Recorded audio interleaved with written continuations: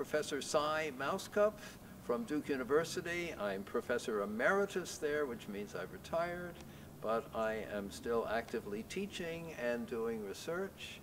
I am teaching 2 courses at VIU this semester, and I'll first talk about my course, Science and Society in Early Modern Europe. This course deals with the origins of the modern scientific enterprise from antiquity down through the early 17th century, particularly when Galileo Galilei lived and did his important work in astronomy and physics. The course begins with a study of the origins of science in classical antiquity and continues through its climax in late antiquity and then its decline, its adaptation in the Islamic world in what we call first part of the Middle Ages, and the resultant achievements of Islamic scientists, and then finally its continuation in the Latin Western world with the translations of Greek scientific and Islamic scientific texts in the 12th and 13th century, and their incorporation into the university curricula, which were developing in this period as a network of universities formed throughout Western Europe.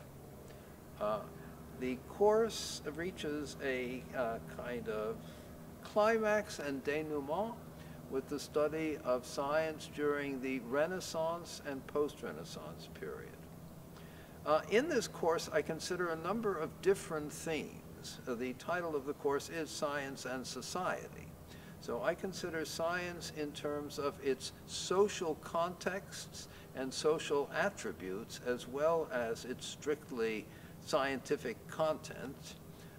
I also consider a couple of themes that are somewhat unusual in a history of science course, namely themes having to do with the attitude towards an appreciation of nature.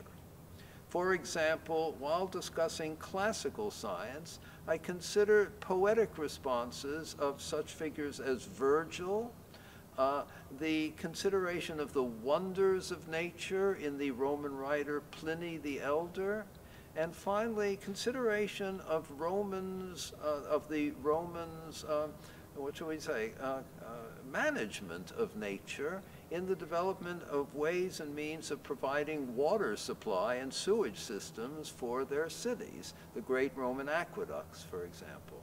In the Middle Ages, I consider Christian attitudes towards nature as embodied in the luminous figure of St. Francis of Assisi, a man who lived in the country, who talked to the birds, who dealt with the wolf of Gubbio.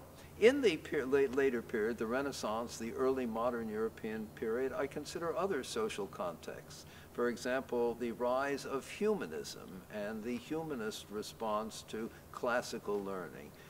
The already mentioned rise of naturalist painting and drawing and its incorporation in printed works once printing is invented in the 15th century. And such things as the rise of interest in the occult sciences and magic, occult sciences such as alchemy and astrology, and their incorporation into a magical view, which in many ways was the basis for the modern science technological temper that, for better or for worse, so much characterizes the contemporary world. We are hoping to incorporate in the course, for both the students in the course and others, a visit to Padova to see the site where Galileo Galilei spent his 18 most creative years as a professor at the university, and the site also of the development of biomedical anatomy, as exemplified by the anatomical theater constructed in the 1590s and which still survives in the University of Padova.